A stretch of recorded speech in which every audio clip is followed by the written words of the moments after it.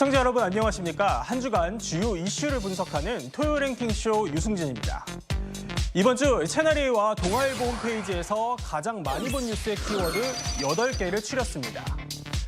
우리 정부가 70대 작가의 총격에 중상을 입은 슬로바키아 총리 앞으로 위로 서한을 보냈습니다. 로베르토 피초 총리는 추가 수술을 받았지만 여전히 위중한 상태로 알려져 국제사회의 증오 정치를 향한 우려 목소리도 커지고 있습니다. 김건희 여사가 캄보디아 정상과의 부부 오찬에서 153일 만에 모습을 드러냈습니다. 대통령실은 방한하는 외국 정상 공식 일정에는 계속 역할을 해오고 있었다며 확대 해석을 경계했습니다. 그럼 토요일 랭킹쇼가 뽑은 오늘의 첫 번째 한 랭킹으로 갑니다. 바로 한동훈 등판론입니다. 7월로 예상되고 있는 국민의힘 전당대회 한동훈 전 비대위원장의 출마 여부에 정치권 관심이 쏠려 있는 가운데 한 전 위원장과 측근들이 활동 보폭을 넓혀가기 시작했습니다.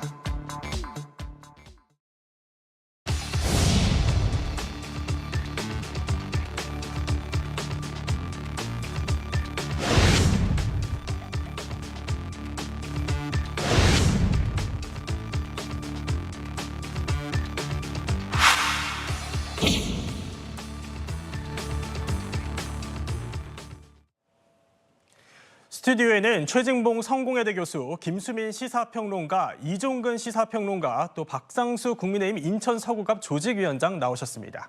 안녕하십니까? 안녕하십니까? 네, 한동훈 전 비대위원장 총선 참패의 책임을 지고 물러났는데 전당대회 등판해도 되냐를 놓고 국민의힘 내부 상황이 시끌시끌합니다.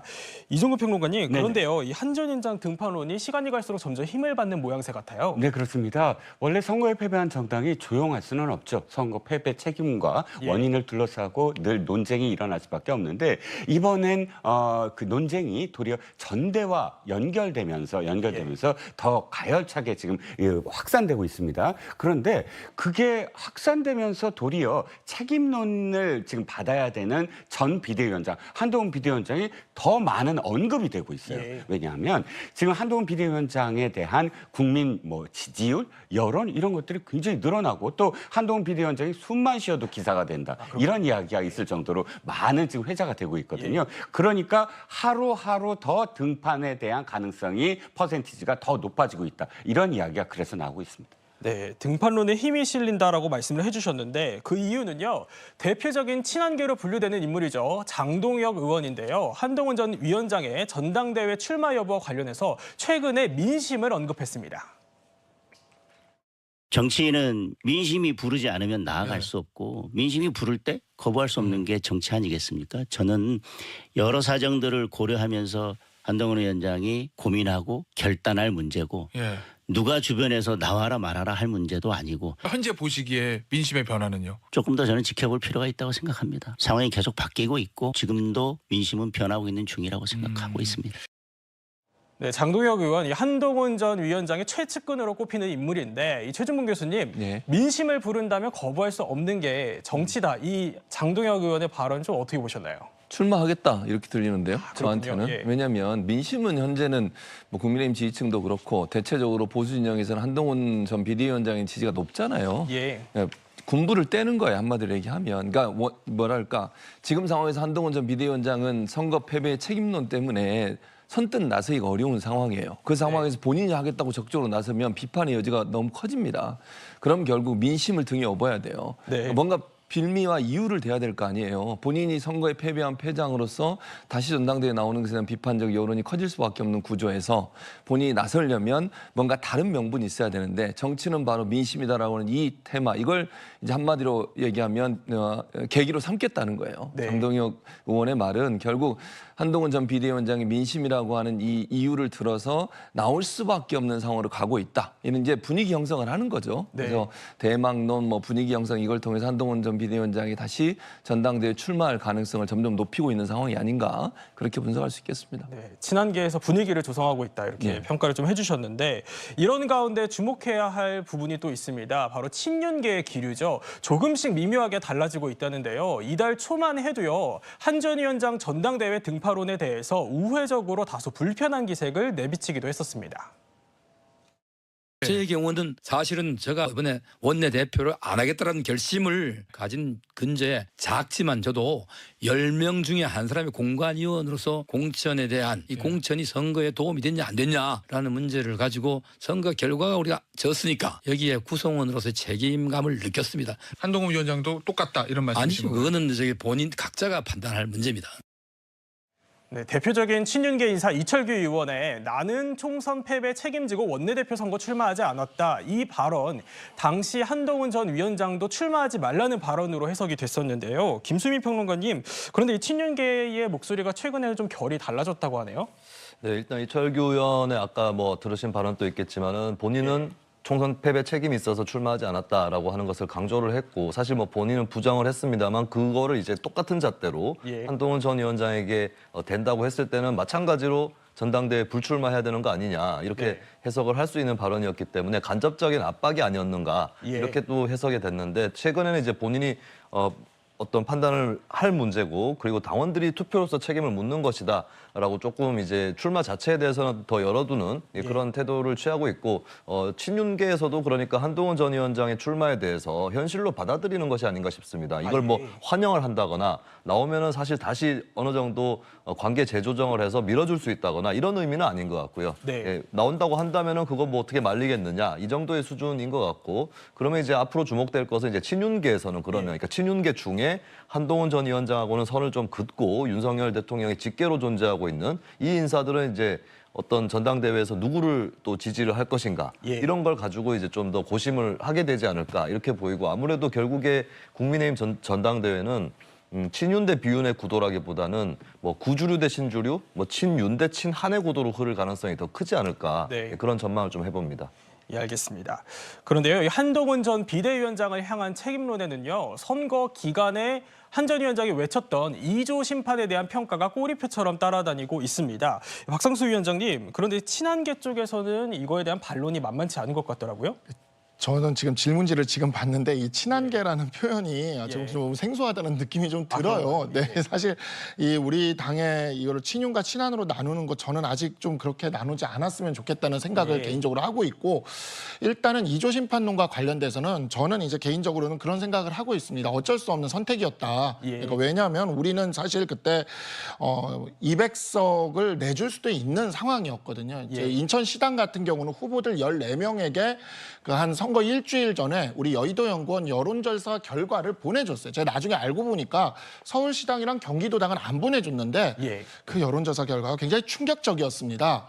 그러니까 뭐 사실 14대 빵도 가능한 상황이었어요. 아, 그랬나요? 그러니까 2대 11일 때 우리가 180석으로 졌거든요. 근데 만약에 인천이 14대 빵으로 무너진 우리가 그냥 완전히 완패를 했다면 200석이 넘어가고 우린 100석이 무너진다는 소리였거든요. 딱 그맘때 3월 말 4월 초에 중앙당에서 그 2조 심판 이에 배너가 내려오고 구호가 내려왔는데 저희는 이제 그것을 받아봤을 때 그 14대 0이 될 수도 있는 그 조사 결과를 받아봤기 때문에 아 이것밖에는 지금 길이 없구나. 왜냐하면 100석을 지키기 위해서. 그래서 그를 통해 어찌 보면 100석을 지켰고 우리 보수는 3년의 기회를 더 받은 겁니다. 근데 그러한 점에 있어서 선거가 끝나고 나서 이와 같은 선거에 참여하지도 않고 어찌 보면 후방에서 안전하게 굉장히 따뜻한 곳에서 있던 분들이 2조 심판론이 잘못됐네 잘됐네 이 얘기를 하고 있는 건 조금 이제 선거를 뛰었던 사람들의 입장에서는 한가한 이야기를 하는 게 아닌가 그런 생각이 있어서 반론이 좀 나오는 것이라고 생각을 합니다. 또 선거를 뛰셨으니까 한 번 더 여쭤보면 그 사실 2조 심판론이 띄어졌던 시점이 제가 기억하기로도 한 3월 말 이후 정도였던 걸로 기억이 되는데 이때 2조 심판론이 선거를 뛰는 사람의 입장으로서는 좀 어떻게 느껴지셨어요? 저는 사실 그때 그 여론조사 여의도연구원 여론조사 결과 받아보고 상당히 충격을 먹었어요. 사실 그때 그래서 후보들끼리 친한 후보들끼리 통화도 했습니다. 이거 어떡할 거냐? 캠프엔 얘기하지 말자. 그냥 후보가 그냥 알고 그냥 우린 그냥 뛰자 이렇게 했어요. 근데 진짜 선거를 한 일주일 남겨놓고 지는 걸 알면서 뛴다라는 건 진짜 보통 일이 아니거든요. 근데 우리 당이 무너질 수 있다라는 생각이 드니까 그때는 뭐 100석을 막기 위해서는 저는 그때부터 한 일주일 동안 노인정만 다녔어요. 길에서 어르신들 만나면 길에서도 절했습니다. 그냥 우리 전통 지지층을 위해서 정말 열심히 전통지지층을 모으기 위해 노력했고 정말 사전투표 때 우리 전통지지층이 가는 걸 봤어요. 예. 제가 이걸 어떻게 느꼈냐면 여론조사 결과 그 사전투표는 출구조사 못했잖아요. 그러니까 여론조사만 가지고 출구조사 해가지고 방송 3사 출구조사가 100석 무너진다 했어요. 근데 100석 이상 나오지 않았습니까? 그 소리는 무슨 소리냐면 사전투표 때 우리 전통지지층이 많이 투표했다는 겁니다. 예. 전통지지층이 사전투표 때 많이 투표했다는 건 무슨 의미냐면 이조 심판론이 전통 지지층에게 효과가 있었다는 거예요. 예. 그리고 사전투표를 독려한 것도 효과가 있었다는 겁니다. 만약에 그랬다면 출구조사가 불가능했던 사전투표 결과를 예측하지 못했을 리가 없어요. 예. 사전투표 결과가 더해지니까 오히려 우리가 출구조사 결과보다 높게 나온 것은 바로 이조 심판론의 효과 그리고 사전투표 독려의 효과였다라고 저는 그렇게 보고 있습니다. 네, 선거를 직접 뛰어보셔서 박상수 위원장님께서 견해를 좀 주셨는데요. 어쨌든 간에 국민의힘은요. 총선 패배 원인을 한번 제대로 찾아보자 이러면서 백서 특위를 띄웠습니다. 그런데 어제 보면요. 이종구 평론가님. 네네.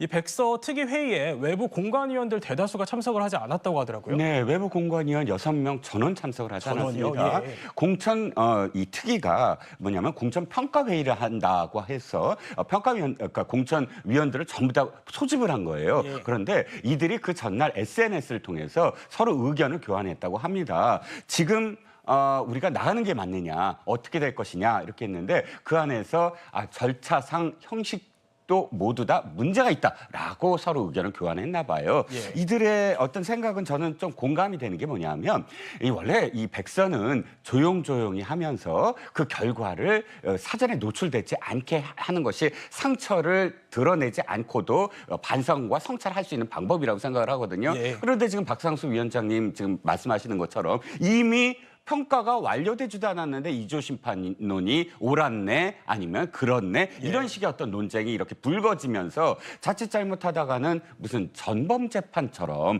내가 잘못했다 내가 공천과정에서 뭘 잘못했다 이런 것들을 마치 다 꺼내놔야 되는 어떤 그런 상황으로 되지 않을까 이런 우려가 있을 것 같거든요. 저는 뭐 이 공관위원들의 어떤 우려 또는 일부 지금 백서 평가위원들이 하고 있는 특히나 위원장이 너무나 언론에 자주 나가서 저희 평가와 관련된 어떤 이야기들을 노출하는 것도 사실상 진짜 이 백서가 공정하게 될 건가에 대한 우려가 포함되어 있다고 봅니다. 예. 이런 가운데요. 어제 회의 전에 정용환 전 공관위원장은요. 오히려 한동훈 전 위원장 엄청난 기여를 했다면서 치켜 세웠습니다. 그래도 친윤계 이철규 의원도 한동훈 책임론을 공개적으로 언급은 하지 않았는데 최준봉 교수님 앞으로 이 책임론 논쟁은 어떤 방향으로 흐르게 될까요? 제가 볼 때는 이제 책임론 논쟁이 더 예. 커질 가능성은 전당대회를 앞두고 더 있을 수 있다고 생각해요. 한번더 있을 수 왜냐하면 지금 이제 총선 패배의 원인 중에 윤석열 대통령이 책임이 없다고 생각하는 사람 아무도 없다고 저는 봅니다. 예. 정권 심판을 강하게 불어서 총선에 패배한 거 맞아요. 그걸 누가 부인하겠습니까? 저는 아니라고 봅니다. 그러니까 윤석열 대통령의 국정 운영에 대한 실망감이 결국 총선에서 패배의 원인으로 국민의힘이 작용한 거는 뭐 그건 저는 명확하다고 보고요. 그게 가장 크다고 생각해요. 그러면 한동훈 전 비대위원장의 책임은 없냐? 그건 아니에요. 한동훈 비대위원장 분명히 책임이 있어요. 예. 저는 이조 심판론 문제도 그게 잘못됐다고 생각하는 이유가 뭐냐면 야당은 여당이든 심판을 얘기할 수 있어요. 그런데 이제 여당이 야당을 향해서 심판을 얘기하기보다는 비전을 얘기하고 경제를 어떻게 살리겠다, 민생을 어떻게 살리겠다, 민심을 어떻게 다독이겠다 이런 얘기들을 해야 한다고 저는 보거든요. 국정을 책임지고 있는 여당 입장에서는 심판론이 그렇게 크게 작동할 가능성은 낮다고 저는 생각해요. 예. 다만 이제 한동훈 전 비대위원장이 나오면서 보수 이층을 결집한 지점 분명히 있어요. 그러니까 무슨 말이냐면 윤석열 대통령에서 비판적인 생각을 갖고 있는 분들이 한동훈 전 비대위원장의 등장으로 결집할 수 있는 요인을 작용한 건 분명하다. 그러니까 플러스 마이너스가 분명히 있는 거예요. 한동훈 전 비대위원장에게는. 그러니까 100% 잘못한 거, 100% 잘한 거 이렇게 얘기할 수는 없고 뭐 보수 지지층을 결집하는 데는 영향을 미쳤지만 전체적으로 선거 과정에서 이조 심판론을 얘기하거나 아니면 심판을 강조했던 것은 저는 패인이라고 생각하거든요. 예. 이런 문제들 때문에 이제 앞으로 그러면 보수 진영에서 만약에 누군가 뭐 한동훈 전 비대위원장이 지금 만약 전당대회에 나오면 차기 대권 후보로 강하게 서는 거 아니겠습니까? 그렇지 않아도 네임덕이 지금 강하게 오고 있는 상황인데 차기 세력이 다음 세력이 강하게 부상하면요 그 네임덕은 더 힘을 얻게 돼요. 네. 이런 과정에서 친윤 그룹에서 과연 이걸 가만히 있을 거냐 이런 부분을 좀 지켜볼 대목이고 앞으로 이런 부분들이 갈등의 요소로 남아서 작용할 가능성이 있다고 생각합니다. 네, 그렇군요. 그런데요. 이 총선 백서 특위 제대로 일할 수 있겠냐는 목소리도 나오고 있습니다. 특히 특위위원장부터 당대표 출마 의지가 있지 않냐는 건데요. 그러자 이 특위위원장의 조정훈 의원은요, 이런 설명을 내놨습니다. 제가 벌써 당대표급으로 올라갔습니까? 전 신입사원이라고 생각해서 이 당에 좀 기여해야겠다. 그래서 지금 이것저것 하고 있고 어리버리해서 뭐 당직은 어떻게 돌아가는지 질문하고 있습니다. 제가 지금 정치 생명 걸고 총선 백서 쓰고 있는데요. 네.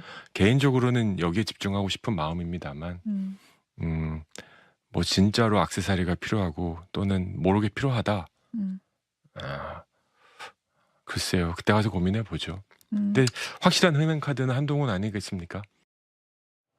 네, 조 의원은 이렇게 본인을 신입사원으로 표현을 했는데 박상수 위원장님, 사실 이 조 의원을 향해서 사임 요구를 직접적으로 하셨던 분이시잖아요. 이 조 의원의 발언 어떻게 좀 들으셨습니까? 어제 제가 기자분께 전화를 받고 예. 방송을 들었어요. 처음 들었는데 예. 정치 생명을 걸고 하실 거면 정말 중립적으로 결과물을 내놓으시면 돼요. 지금처럼 이렇게 방송에 나오고 계속해서 뭐 누가 책임이니 51대 49니 2조 심판론이 잘못됐느니 이미 결과가 나오기도 전에 이러한 것들을 먼저 위원장이라는 사람이 이렇게 얘기를 하면 안 되는 겁니다. 지금 이것부터가 저는 잘못이라고 저는 생각을 하고 있고 예. 그런데 일단 저는 조정훈 의원이랑 뭐 그렇게 친분이 있는 건 아니지만 예. 함께 수도권 격전지에서 뛰었던 전우라고 생각을 합니다. 이번 선거 수도권 격전지에서 뛴 사람들은 사실 저는 다 같은 전우라고 생각을 해요. 예. 그리고 한동훈 비대위원장도 비대위원장으로서 정말 격렬하게 뛰었기 때문에 네. 우리 같이 이렇게 전우회를 가지고 있다고 생각하는데 조정훈 의원 같은 경우에 500표 차이로 가까스로 이기고 그 과정에서 한동훈 비대위원장이 정말 처음 시작부터 끝까지 굉장히 많은 지원을 했거든요. 네. 수도권에서 뛰었던 후보들의 입장에서 한동훈 비대위원장 한 번만이라도 내 지역구에 와달라고 마지막까지 얼마나 중앙당에 이야기를 했는지 제가 다 알고 있고 그런 과정에서 그만한 어찌 보면 혜택을 받았고 그러한 것으로 인해서 본인이 당선되는데 저희가 있었다면 지금 어떠한 결론이 나오기 전에 벌써부터 이런 식으로 이야기하는 전 바람직하지 않다 생각해요. 특히 어제 이야기 중에서 액세서리라는 이런 표현을 쓰는데 이것은 사실 기본적인 정치적 도의도 찾아보기 힘든 표현이지 않나. 네. 아니 우리 당을 사랑하는 마음은 갖고 있나 싶은 생각이 들 정도의 사실 굉장히 좀 너무 과한 표현이 아닐까라는 생각이 들고요. 지금 조정훈 위원장이 총선 백서를 쓴다는 이유로 각 조직위원장들을 계속해서 불러서 이 간담회를 하고 있습니다. 서울시당에서 이렇게 해서 위원장들 다 이렇게 오게 해가지고 간담회를 했지 않습니까? 아마 제가 속해 있는 인천시당도 그런 과정이 있을 것 같은데 예. 당대표로 출마할 생각이면 각 위원장은 사실 아주 강력한 이 전당대회의 가장 대표적인 유권자들이에요. 이런 위원장들을 당의 일을 이유로 이런 식으로 계속 만나는 기회를 마련하는 게 전 바람직하지 않다고 생각을 합니다. 이건 마치 심판을 보다가 선수로 뛰겠다는 소리인데 심판이 선수로 뛸 거면 심판을 그만둬야죠. 심판을 계속 할 거면 선수로 뛸 생각을 하지 말던가 둘 중 하나는 선택을 해야 되는 사안이라고 생각을 합니다. 네, 워낙 이게 총선 백서 특위위원장이라는 자리가 중책이다 보니까 또 이제 개인적으로 쓴소리를 주셨는데요. 총선 백서에 대한 의문이 이렇게 제기되기 시작하니까요. 한동훈 전 비대위원장 지지자들도 움직이기 시작했습니다. 김수민 평론가님, 네. 이 지지자들이 자체 백서 집필에 나섰다고요? 네, 뭐 이제 그 백서의 내용이 한동훈 전 위원장에게 좋지 않다라고 예. 그렇게 좋지 않을 거다라고 좀 걱정이 되니까 아마 예. 이렇게 또 다른 백서를 쓰겠다 이런 움직임 또 나오는 것 같은데 일단 국민의힘의 당 차원에서 좀 주의를 해야 될 거는 네. 그러니까 결국에 총선 평가에 대한 해석은 당 내에서도 다양할 수 있는 거거든요. 근데 백서라는 거는 그 다양한 평가를 뭐 하나가 딱 옳다라고 마치 국정역사 교과서처럼 그렇게 정리하는 것이 아니라 예. 다양한 평가들 어느 정도 존중을 하면서 그것을 종합해내는 그런 것이 어느 당이 백서를 집필하든 간에 그렇게 해야 될 일이고 그러면 이런 지지자의 흐름에 대해서 국민의힘의 당 차원에서는 좀 흡수하도록 또 의견을 묻고 토론회도 열고 해서 그런 내용들도 이제 조금 정리가 최종적으로 안 된다 할지라도 이견들까지도 어느 정도 백서에 담는 그런 노력은 필요하다 이렇게 보여지고 그리고 이제 한동훈 전 위원장 지지층이 유의해야 될 것은 이런 백서를 만들고 하는 것들이 이제 결국에 그냥 개파 대 개파의 대결로 이렇게 치닫게 되고 혹은 우리 쪽에는 별 책임이 없어 예. 이렇게 돼버리면 굉장히 곤란하다. 그렇다면은 지지층 입장에서도 잘한 거는 이런 거 잘했기 때문에 좀 인정을 해줘야 되는데 근데 우리가 생각해도 이런 거 못했다. 이런 것들을 선제적으로 제시를 할 수 있어야 네. 또 설득력 있는 담론을 만들 수 있을 거라고 봅니다. 네, 그런데요, 결국 이 모든 논쟁의 주인공 한동훈 전 비대위원장이죠. 그런데 등판한다 만다 침묵을 이어가고 있습니다. 하지만 계속 등판론이 나오는 이유는요, 바로 과거 이 발언 때문이 아닌가 싶습니다.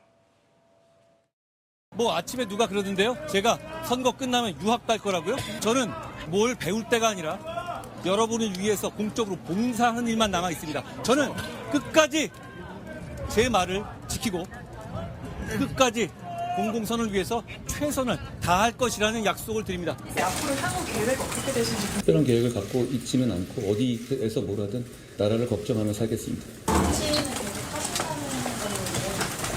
저는 제가 한 약속을 지키겠습니다. 네, 한 전 위원장의 해외 안 나간다, 또 약속 지키겠다는 이 발언, 결국 정치를 계속 하겠다는 뜻으로 읽히는데요. 이중근 평론가님, 네네. 결국은 시기가 문제인 거잖아요. 그렇습니다. 정치인들이 복귀하는 것이 가장 어려울 것 같아요. 예. 그러니까 시기, 말씀하신 언제 할 것인가가 가장 핵심적인 고민일 텐데 일찍 복귀하면 책임론을 회피했다라고 예. 비판을 받을 테고 늦게 복귀하면 간을 보고 있다라고 비판을 받을 테고 복귀 안 하면 일관성이 없다고 또 비판을 받을 거거든요. 아, 그렇군요. 예. 개인적으로는 정치인이 가장 중요한 게 들고 남이 뚜렷해야 된다. 들어갈 때도 뚜렷하게 들어가야 되고 나올 때도 뚜렷하게 나와야 된다. 그런데 우물쭈물하는 모습이라든지 또는 예. 좌거우면하는 모습이 길어질수록 이 유권자들이나 혹은 국민들에게 비판의 대상이 많이 됐던 많은 정치인들이 있습니다. 예. 그래서 아마도 한동훈 비대위원장과 가까웠던 사람들 일부가 지금 굉장히 복귀론을 주장하고 있는 것 같은데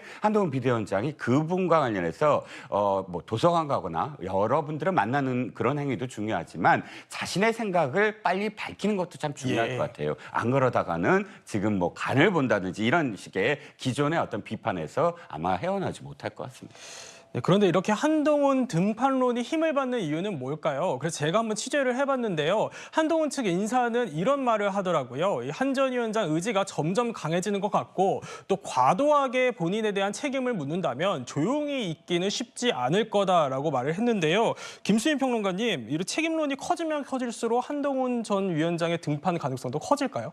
그럴 수밖에 없죠. 그러니까 책임에 대해서 공방, 소재 이런 것들 소재 공방 이런 것들 하다 보면 그러면 예. 당원들이라든지 지지자, 국민들한테 물어보자. 네. 이렇게 이제 판이 번질 수밖에 없는 거고 어떻게 보면 이 책임론이 나오고 있다는 것은 이제 한동훈 전 위원장의 등판에 대해서 이미 이제 많이 기정사실로 또 보고 있기 때문에 한편으로는 책임론 또 거기에 맞불로 나오는 측면도 있다. 그러니까 어떻게 보면 인과관계가 이제 닭이 먼저냐, 예. 달걀이 먼저냐 이렇게 볼 수 있는 건데 이제 책임론이 강해져서 한동훈 전 위원장이 발끈해서 나온다라기보다는 한동훈 전 위원장이 나올 만하니까 또 책임론도 당내에서 제기되는 거다 이렇게 예. 볼 수 있겠고 저는 여러모로 이번에 백서에 관련된 공방을 차치하고서라도 한동훈 전 위원장 등판은 상당히 구조적으로 그 사람의 내면과 무관하게 구조적으로 굉장히 크다고 보거든요. 네. 일단 국민의힘 내부에서도 사실 지금 이제 윤석열 정부가 중반으로 넘어가고 있고 지난주만 해도 한 주를 흔들어놨던 검찰 인사 파동이 예. 있었고 이제 심지어 보수 세력 내부에서도 이거 이렇게 가면 안 된다라고 하는 그런 이제 문제 의식들이 있는데 그러면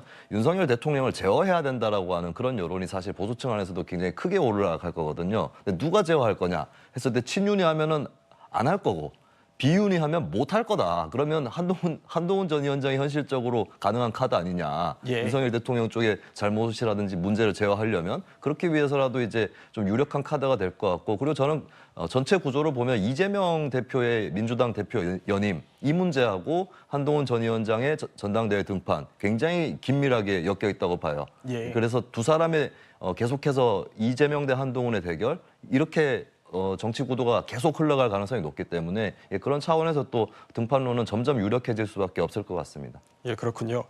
그런데 이 질문을 한번 해보고 싶습니다. 박상수 위원장님, 사실 한동훈 체제의 영입 인재시고 또 한동훈 위원장과는 총선 이후에도 계속 교류를 하고 계신 걸로 알고 있습니다. 시청자분들이 제일 궁금해하시는 게 이걸 것 같은데 한동훈 전 위원장 어떻게 지내십니까?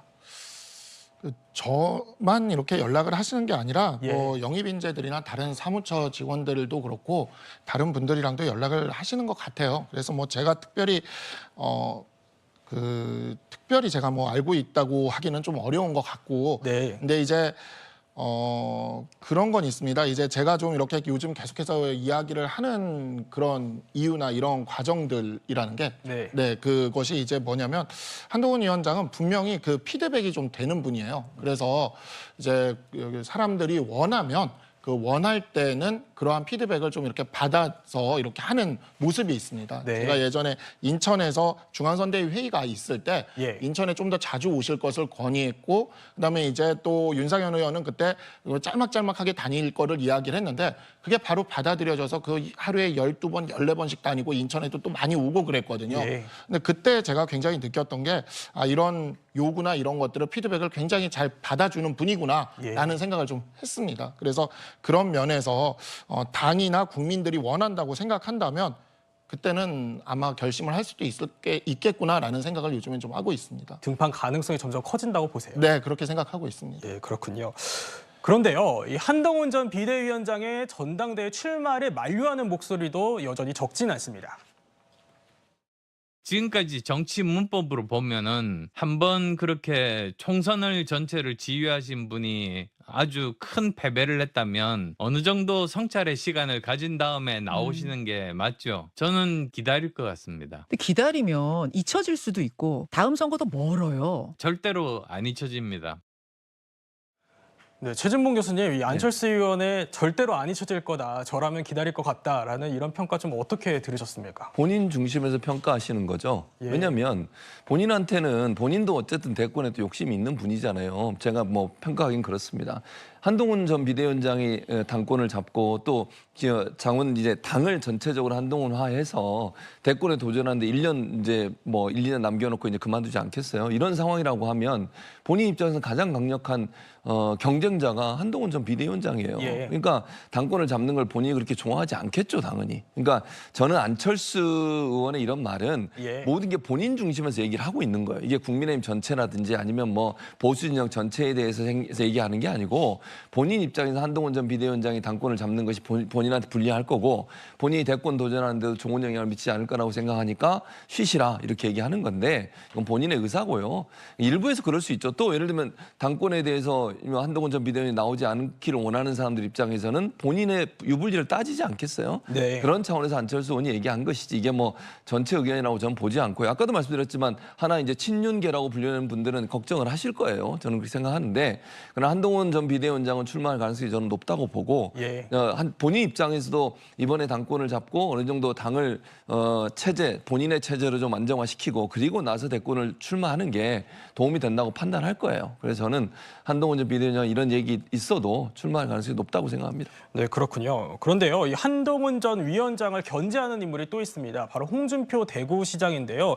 이 홍준표 대구시장이 총선을 말아먹은 애다 이렇게 거친 표현까지 썼습니다. 이종근 평론가님 어떻게 보셨습니까? 일단 홍준표 시장이 가장 앞장서서 한동훈 비대위원장에 대한 비난을 지금 퍼붓고 있습니다. 그 표현 자체가 사실 방송에서 적합하지 않은 표현들도 굉장히 많아요. 정치 아이돌부터 뭐 철부지 초년생 폐쇄자 갑툭튀에 이제 말아먹은 뭐 이렇게 표현이 됩니다. 홍준표 시장이 도리어 한동훈 전 비대위원장의 복귀를 부추기고 있는 셈이 될 수도 있을 것 같아요. 왜냐하면 이 비판 자체가 사실은 조목조목 논리적으로 어떤 지적을 한다기보다는 한동훈 전 비대위원장에 대한 어떤 비토, 완전히 그런 분위기를 형성하다 보니까 도리어 책임론이 희석되는 어떤 효과도 지금 벌어지고 있거든요. 그래서 한동훈 전 비대위원장 입장에서는 어쨌든 홍준표 전 시장의 이런 어떤 그런 비난을 뭐 대꾸를 안 하면서 상대를 하고 있는데 또 한 가지 홍준표 시장이 왜 이렇게 할까라고 들여다보면 홍준표 시장은 사실 영남의 적자 이렇게 자신을 포지셔닝 하고 싶거든요. 그러니까 경남도지사에서 대구시장으로 또 자신을 변신시켰는데 지금 최근에 어떤 여론의 흐름을 보면 영남권에서 특히나 이제 유세 때도 그랬지만 굉장히 한동훈 비대위원장에 대한 지지가 높아지고 있다라는 이야기가 많아요. 그래서 더욱더 차기 대권을 위해서는 내가 여전히 영남의 적자라고 받아줘야 된다. 그래서 포지셔닝 해야 된다. 그래서 한동훈 비대위원장을 지금 길을 꺾지 않았다가는 나중에 힘들 거다라는 그런 계산이 또 있다고 생각을 합니다. 예, 알겠습니다. 이렇게 한동훈 전 비대위원장 등판 가능성까지 짚어봤습니다. 저희는 다음 주제로 넘어가 보죠.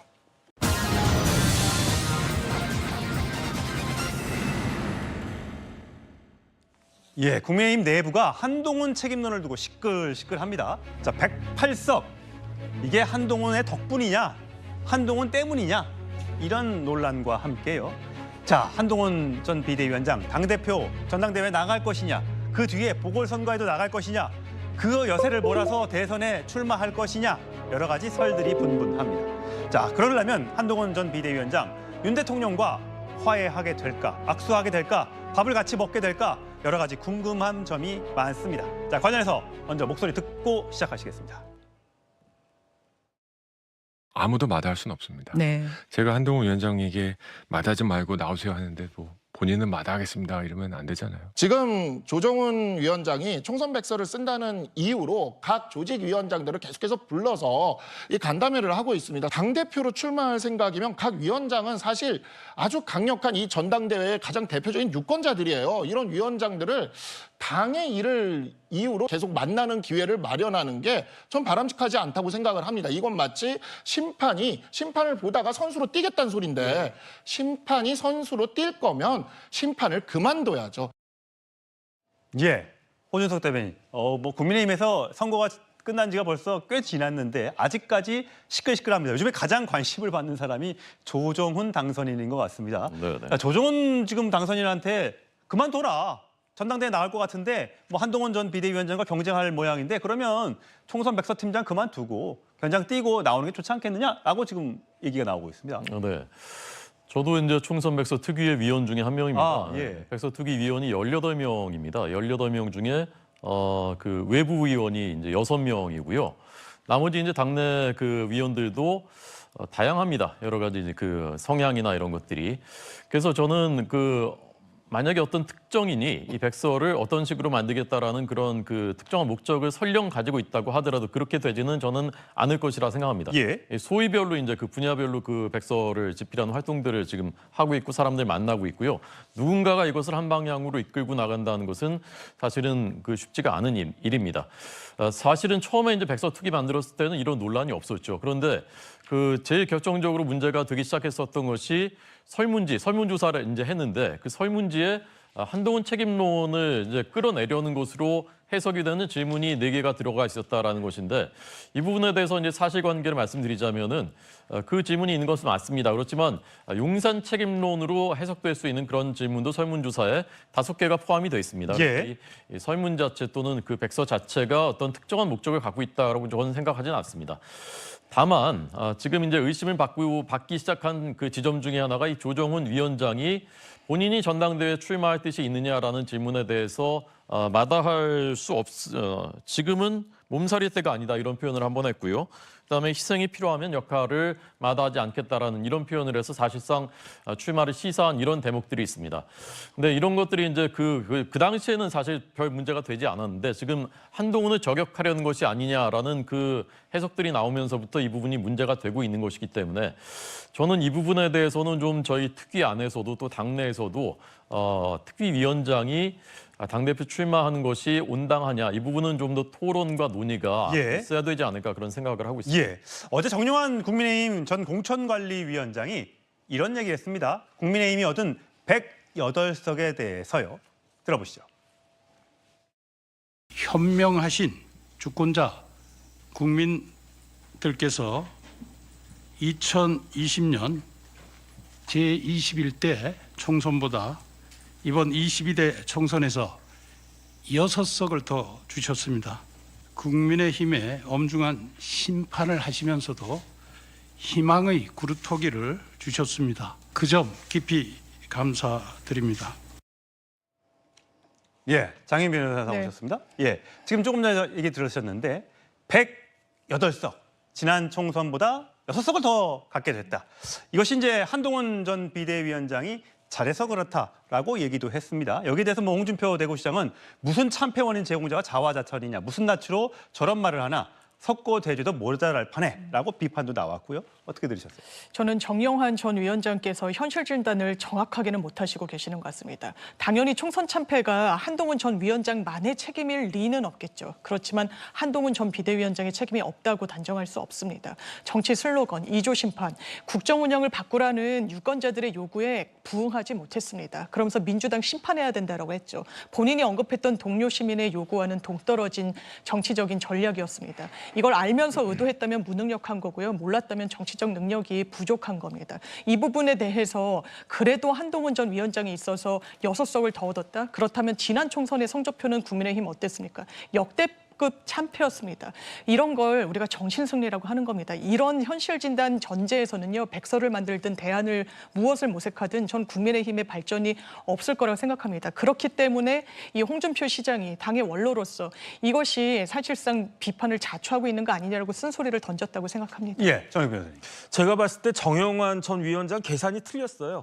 예. 21대 때 미래통합당이 84석 얻었어요. 그다음 미래한국당 19석 얻었어요. 그러니까 103석이 됐죠. 그럼 103석이니까 뭐 그거보단 더 얻지 않았느냐 108석이면은. 그런데 그게 아닌 게 그때 합당이 됐어요. 그 이후에. 그래가지고 지금 국민의힘은 단순히 미래통합당 플러스 미래한국당이 아니고 뭘 쳐야 되느냐. 국민의당 쳐야 되잖아요. 안철수의 국민의당. 안철수가 지금 어디 있습니까? 국민의힘에 있잖아요. 근데 국민의당이 몇 석이냐? 3석이에요. 그다음에 무소속이 5석이 있었어요. 무소속 5석이 누구였냐면은 홍준표, 김태호, 윤상현, 권성동 그리고 이용호였어요. 예. 이 5명이 다 어디 있습니까? 국힘에 있습니까? 민주당에 있습니까? 이 사람들도 다 국민의힘이에요. 그러니까 103석에다가 3석에다가 5석을 다 더하면 제가 봤을 때 111석이 되어야 하는데 지금 국민의힘이 111석입니까? 108석이잖아요. 오히려 3석이 빠진 건데 저것도 계산을 못하나? 저는 그런 생각이 듭니다. 예. 숫자, 산수를 틀린 것 같다라는 정혁진 변호사 일침이 있으셨는데 자, 한동훈 비대위원장 때문에 108석이냐? 덕분에 108석이냐? 의견이 뭐 분분합니다. 장동혁 국민의힘 의원이죠. 사무총장을 했었고 이제 수석 대변인이 될 텐데 한 라디오 방송에 나가서 이렇게 발언을 했습니다. 들어보시죠. 예, 먼저 그럼 화면으로 보시겠습니다. 공수처 인사청문회 예정돼 있어서 금일 총선 백서 TF 참석이 어렵다고 했지만 그럼에도 면담을 진행했다. 많은 사람들이 참석하지 못할 날짜 못 받고 많은 사람들이 함께 못해 안타깝다. 표현하는 게 안타깝다. 피할 의도, 피할 이유도 없다라고 얘기했는데 장동혁 의원이 2조 심판론 등등 요즘 한동훈 전 비대위원장을 향한 공격에 대해서 이렇게 발언하기도 했습니다. 들어보시죠. 2조 심판론을 가지고 선거운동할 때 많은 분들이 한동훈 위원장님 제발 한 번만 더 와달라. 지원율 한 번만 더 와달라고 했던 분들. 지금 와가지고는 그것 때문에 졌다라고 선거 패배의 원인은 여러 가지가 있을 수 있고 그 분석은 저는 매우 객관적으로 해야 되고 우리가 분석하거나 하는 과정과 결과와 절차나 내용이 국민의 민심과 멀어진다면 우리 당이 민심에서 계속 멀어지게 되는 원인이 될 거라고 생각을 합니다. 예, 강성필 부위원님. 네. 어떻게 들으셨어요? 저는요, 그 108석이라는 숫자를 두고 덕분이냐 때문이냐는 말이 무슨 의미가 있는지 모르겠어요. 그러니까 민주당에서 이런 말은 하죠. 뭐 범야권이 192석이나 192석에도 불구하고 어차피 개헌저지선을 못 뚫었기 때문에 200석이 안 돼서 의미가 없다라고 하는 그런 논리인 것 같은데 말씀하신 것처럼 정말 정신승리다. 그러니까 사실 한동훈 전 비대위원장 때문에 이번 선거에서 진 게 아니에요. 그 당원들도 알고 국민들도 알고 사실 2년 동안의 국정 운영이 잘못됐기 때문에 거기에 대해서 회초리를 때린 거고 그 하위적인 어떤 이유를 찾다 보면 여러 가지가 있는데 그 여러 가지 중에 하나도 한동훈 전 비대위원장이 정치적인 경험이 좀 부족해서 지휘를 잘못한 것도 있지만 그렇게 따지면은 여러 이유가 있기 때문에 한동훈 전 비대위원장 때문에 총선에서 참패했다는 것은 사실 너무 과도한 이야기로 들립니다. 예, 한동훈 전 비대위원장으로 나올 당시에 지역구도 안 나가겠다, 비례대표도 나가지 않겠다 선언을 했었죠. 과연 지금 와서는 혹시 나가서 금배지를 다는 게 더 낫지 않았을까라는 얘기도 있습니다만 자, 과거의 발언 듣고 이야기 이어가겠습니다. 국민의힘의 비상대책위원장으로서 정치를 시작하면서 저부터 선민후사를 실천하겠습니다. 어려운 상황에서 미래와 동료 시민에 대한 강한 책임감을 느끼기 때문입니다. 저는 지역구에 출마하지 않겠습니다. 비례로도 출마하지 않겠습니다. 승리를 위해서 용기 있게 헌신하겠습니다. 예, 호준석 대변인. 네. 당대표 전당대회 지금 7월 또는 8월 뭐 이런 얘기가 나오고 있는데 지금 분위기는 점점 한동훈 전 비대위원장의 등판 가능성이 올라가고 있는 것 같습니다. 주위의 얘기를 들어보면. 그러면 당대표 나간 다음에 지금은 국회의원 신분이 아닙니다만 이후에 치러질 보궐선거라든지 이런 데도 한동훈 전 비대위원장이 나갈 수 있을까요? 뭐 그 가능성을 배제할 수는 없다고 생각하고요. 그렇지만 한동훈 위원장의 스타일이 이번 총선 때도 나를 위해서 이제 그 의원직 출마하지 않겠다, 국회의원에 출마하지 않겠다라는 것이 공적인 것을 우선하겠다라는 것이었지 않습니까? 그런데 뭐 만약에 이제 당 대표가 된다면 그 다음에 뭐 본인의 대표로서의 입지를 더 굳건하게 하기 위해서 뭐 또는 그 다음 대선 준비하기 위해서 국회의원에 출마하겠다. 저는 그럴 스타일은 아니라고 생각합니다. 그래요? 예. 그리고 뭐 원외라는 것이 사실 뭐 큰 문제 되지 않는다고 생각합니다. 그 다음 대선 후보 되는 데 있어 윤석열 대통령 국회의원 아니었지 않습니까? 예. 한동훈 위원장이 그 무리하게 선택하지는 않을 것이라고 생각하고요. 저는 이번에 당대표 출마할 가능성이 과연 이제 어느 정도이냐, 저는 이제 50%는 넘었다고 생각을 합니다. 예. 이제 그것은 이제 본인의 의지와 관계없이 국민들이 이제 원하고 있고 그 국민들의 요구가 점점 높아지고 있기 때문에 정치인이라는 것은 국민들의 요구에 부응하는 것이고요. 그런 의미에서 한동훈 위원장의 마음도 점점 바뀌어가고 있을 것이다. 다만 이제 관건은 저희 당 지지자들은 압도적으로 한동훈 위원장이 나왔으면 하는 바람이 많습니다. 그렇지만 일반 국민 전체로 이제 그 여론조사의 응답증을 봤을 때는 아직은 나오지 않은 것이 더 바람직하다는 응답이 더 많은 것으로 나옵니다. 예. 한동훈 위원장은 우리 당의 지도자만이 아니라 나라를 위해서 일하겠다라는 공공선 위해서 일하겠다는 그런 의지가 있는 사람이기 때문에 앞으로 이 응답이, 이 여론이 어느 정도 이제 바뀔 것인가 앞으로의 기간 동안에 그것이 아마 한동훈 위원장의 결심을 최종적으로 하게 할 것인가 말 것인가를 결정하는 요인이 되지 않을까라고 생각합니다. 예, 장 변호사님 보시기에는 사실 과거 역대 대통령들의 국회의원 경험을 보면 노태우 전 대통령도 국회의원을 했었고요. 김영삼, 김대중, 뭐 9선, 6선 이렇게 했던 분들도 계시고 대부분 한 번 이상은 정치를 국회의원을 하셨던 분들인데 이번에 이제 윤석열 대통령만 바로 검찰총장에서 직행을 했단 말이에요. 그러니까 국민들이 생각할 때 정치를 아는 대통령이 좋지 않겠느냐라는 생각을 할 수도 있습니다. 하지만 뭐 국회에 대한 사실 국민들의 신뢰가 또 많이 떨어져 있기도 하기 때문에 그래서 아마 윤석열 대통령이 국회의원을 거치지 않고도 바로 당선이 됐을 수 있었을 것 같아요. 그렇다면 한동훈 전 비대위원장의 길은 뭐라고 생각하세요? 그런데 전 한동훈 전 비대위원장이 윤석열 대통령의 길을 가지는 않을 것 같습니다. 윤석열 대통령 같은 경우에는 국회 경험이 없으시죠. 물론 검찰총장에서 대선으로 직행한 유례가 없는 이제 정치인이었는데 이 부분과 관련해서 그렇다면 그 부분을 유권자들 국민들께서 좋게 높이 평가하시느냐? 그렇지는 않은 것 같습니다. 오히려 의회 경험이 없어서 국회의 경험이 없어서 이런 상권 분립과 관련해서 의회의 기능과 권한을 상당히 폄훼하는 것이 아닌가. 거부권 행사도 그런 맥락에서 읽히는 부분이 있고요. 또 한동훈 전 위원장 같은 경우에도 국회 경험을 물론 이 어떤 정치적 체급이 꼭 원내 입성이 절실한 측면은 없다라고 할 수 있겠지만 그럼에도 불구하고 역대 모든 대통령이 사실 윤 대통령을 제외하고는 다 의정활동의 경험이 있기 때문에 이 부분을 참고할 거라는 생각이 듭니다. 예. 하지만 당 내부에서는 여전히 한동훈 전 비대위원장의 전당대회 출마를 자제해야 한다. 또는 나와서는 안 된다. 이런 목소리가 분명히 있죠. 화면으로 확인해 주시죠. 큰 선거를 지휘한 사람은 일단은 성찰의 시간을 가지고 어느 정도 그 자숙하면서 있는 것이 도리였었거든요. 대패한 이유에 대해서 근본적인 성찰이 필요하다고 생각합니다. 한 위원장 정도면 저는 잊혀지지 않는다고 생각해요. 그럼 총선 말아먹은 사람이 또 지방선거도 말아먹으라고? 상식적으로 그게 가능한 이야기를 좀 하시라고. 그거 찍어주는 사람은 진짜 우리 당에서 찍어주면 우리 당은 해체해야 돼. 예, 정혁진 변호사님. 네네. 계속 홍준표 시장은 계속 매일 한 건 이상씩의 이런 SNS 글을 올리고 있습니다. 문재인의 대통령의 사냥개가 되어 우리를 지옥으로 몰고 간 애 밑에서 배알도 없이 또 정치하겠다는 건가. 근데 또 누구 혹자는요. 보통 이게 홍준표 시장이 본인의 어떤 정치적 야욕이 있어서 한동훈 전 비대위원장이 이렇게 나오는 거를 제어하려고 한다는 얘기도 있지만 오히려 나와라.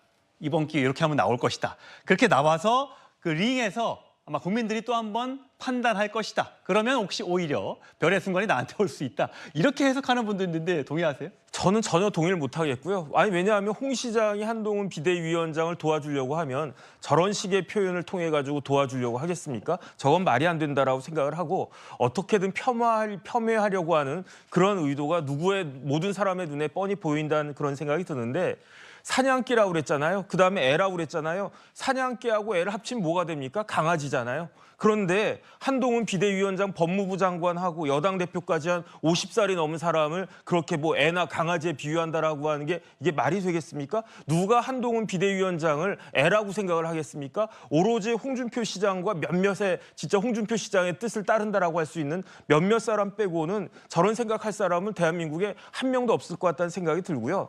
저런 표현을 통해 가지고 오히려 홍준표 시장이 스스로에게 꼰대 이미지를 덮어 씌우는 것이 아닌가. 왜 이렇게 저렇게 자폭하는 그 언어를 그 언사를 계속하는지 저는 도저히 이해가 되지가 않습니다. 예.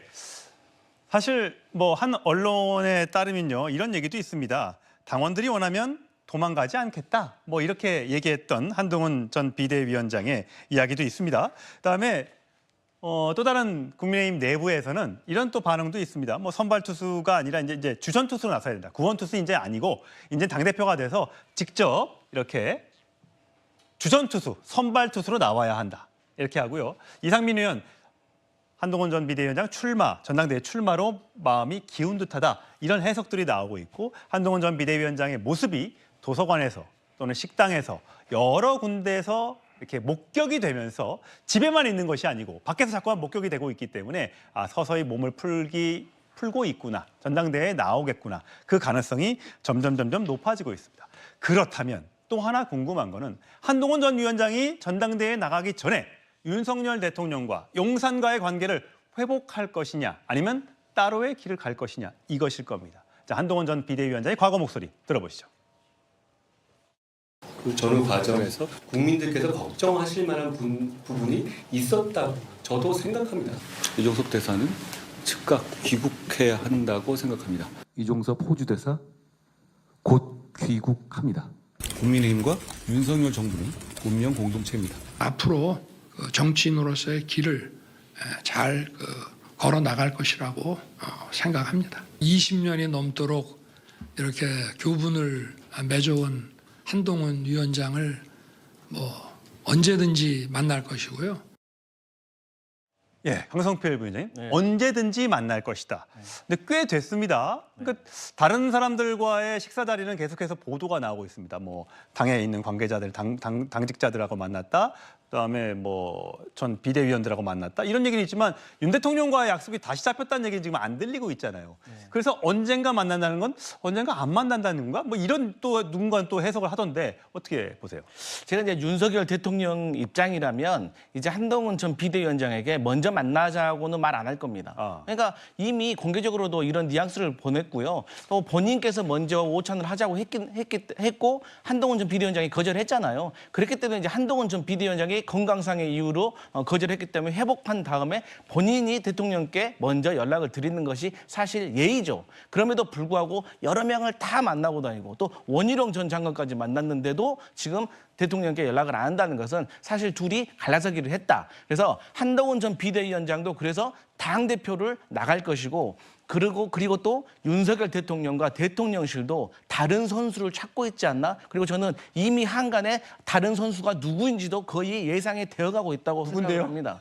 저는 개인적으로는 제가 삼자적인 입장에서 민주당에서 보면은 전 조정훈 의원을 다른 새로운 선수로 생각하지 않고 있나? 이런 생각이 들어요. 용산에서 미는 당대표 후보자가 한동훈의 대항마로 조정훈이다? 그렇습니다. 그러니까 사실 지금 총선 참패 백서를 만들고 있는 분이 그야말로 심판을 해야 되는데 이분이 지금 전당대회를 출마하냐고 물어보니까 거절을 안 하고 있잖아요. 그리고 한간에서 지금 전당대회 출마한다고 할지 모른다고 하니까 다 출마하면 안 된다라는 이 정도의 얘기까지 나오고 있기 때문에 그러면 국민의힘에 뿌리가 없고 아직 초선에서 인재 재선밖에 안 된 이 조정훈 의원이 어떤 뒤에 어떤 지원을 받지 않고서 이 정도의 그림을 그릴 수가 있을까? 그리고 이미 한동훈 비대위원장에게 도움을 많이 받았던 조정훈 의원이 지금 이러한 생각을 하고 있다는 데서 비난이 쏟아지고 있음에도 불구하고 제대로 된 해명을 내놓고 있지 않다. 예. 그래서 결론적으로 한동훈 전 비대위원장은 출마한다. 출마하기 전에 윤석열 대통령 안 만난다. 당대표 돼서 만날 것이다. 저는 이렇게 예상합니다. 오진석 대변인 지금 씩 웃고 계십니다. 어떻게 보세요? 강성필 부위원장님이 소설을 참 재미있게 잘 쓰시는구나라고 생각했습니다. 조정훈 그 의원이 친윤계 지원을 얻고 당대표 출마한다? 그게 가능하겠습니까? 이철규 의원이 친윤계 등에 얻고 당선될 수 있을 거라고 생각했다면 원내대표 출마했겠죠. 못했지 않습니까? 국민들의 여론도 있고 당내에서도 반발이 많았기 때문에. 친윤에 지금 실체가 있습니까? 보스가 있어서 계파를 관리하고 강력한 결집력이 있고 그런 기준에 의하면 저희 당에는 친윤계가 없습니다. 그러나 모두가 친윤입니다. 윤석열 정부가 성공해야 되기 때문입니다. 그런 마음은 다 갖고 있는 것입니다. 그렇지만 계파로서의 친윤계는 저는 사실상 존재하지 않는다 생각하고요. 그거 없는 것을 어떻게 뒤에 업고서 당대표에 나가겠습니까? 조정훈 의원은 사실 지금 그 당대표 여론조사에서 후보로도 잘 들어가지 않고 있지 않습니까? 그런데 갑자기 친윤계가 거대한 실체가 돼서 이것을 밀어서 당대표로 만든다? 저는 현실적으로 불가능한 일이고요. 지금 한동훈 위원장이 이제 윤석열 대통령과 같이 식사하기는 어렵습니다. 왜냐하면 이미 당권 주자로 거론이 되고 있기 때문입니다. 만나게 되면은 윤심이 실렸나 하는 해석이 나올 수도 있고 한동훈 위원장 입장에서도 윤심을 또 등에 업으려고 하나라는 오해가 있을 겁니다. 지금 못 만나고요. 그렇지만 만약에 출마해서 대표가 된다면 그때 이제 만나겠죠. 그 말씀 맞습니다. 그 말씀은 맞습니다. 동의합니다. 두 분은 공적인 관계입니다. 뭐 돌아올 수 없는 강을 건넜다고 하는데 우리는 다 사적인 관계가 아니라 공적인 관계 속에서 사회적으로 일을 하는 겁니다. 제가 앵커님이랑 친해서 여기 나온 게 아니지 않습니까? 변호사님이나 부위원장님하고 친해서 여기서 같이 일하고 있는 게 아니지 않습니까? 여당 대표와 대통령은 만약에 된다면 그런 전제하에 정당법에 대통령은 정당 운영에 개입할 수 없습니다. 여당 운영에. 그렇지만 여당은 대통령의 국정 운영을 뒷받침해야 되는 것이 당원에 기재되어 있습니다. 그런 공적인 관계 속에서 협력하고 또 때로는 또 토론도 하고 그런 관계가 돼야 되는 것입니다.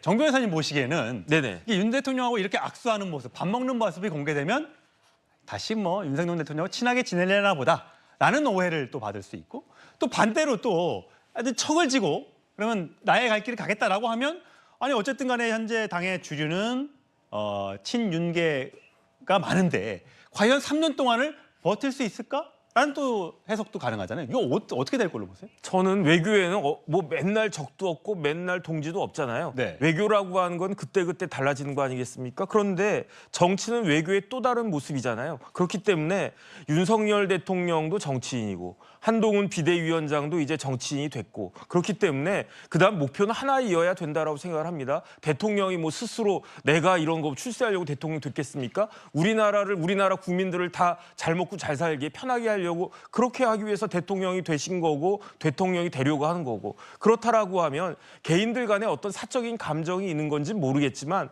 국가를 위해서 국익을 위해서 필요하다라고 하면 일정한 중대한 그 직위에 있다라고 한 사람들끼리 저렇게 개인적인 감정을 내세울 거라고 저는 전혀 생각하지 않고요. 그다음에 저는 약간 호준석 대변인하고 생각이 조금 다를 수도 있는 게 그 지난번 총선 이전과 이후는요. 윤심의 무게가 많이 달라진 것 같아요. 그렇기 때문에 저는 한동훈 전 비대위원장이 대통령을 만난다라고 해도 윤심이 실렸기 때문에 무조건 한동훈이 당대표가 되겠구나 이런 생각을 하지는 않을 것 같다는 생각이 들고 오히려 한동훈 비대위원장이 대통령 만나가지고 많은 그 국민들이 불안해하는 대통령과 여당 대표가 껄끄러우면 얼마나 그 나라가 그렇겠습니까? 그런 부분들을 좀 해소하는 모습을 보여주는 것이 두 분에게도 굉장히 도움이 되지 않을까 저는 그런 생각이 듭니다. 자, 한동훈 전 비대위원장의 소식 여기서 정리를 하고 또 다른 정치권 소식으로 가보겠습니다.